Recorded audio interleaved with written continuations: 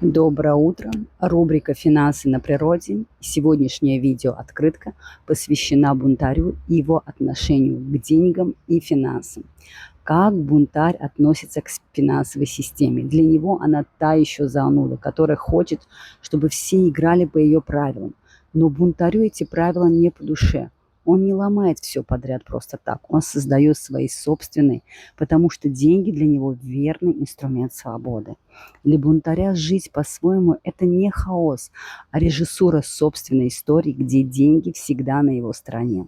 Пока остальные пытаются вписаться в чужие рамки, бунтарь уже запускает свою игру. Он не борется с системой, он просто показывает, что правила может писать сам. Подписывайтесь на мой канал, ставьте лайк этому видео, и следующий подкаст посвящен финансовой грамотности через архетип бунтаря. Оставайтесь на связи.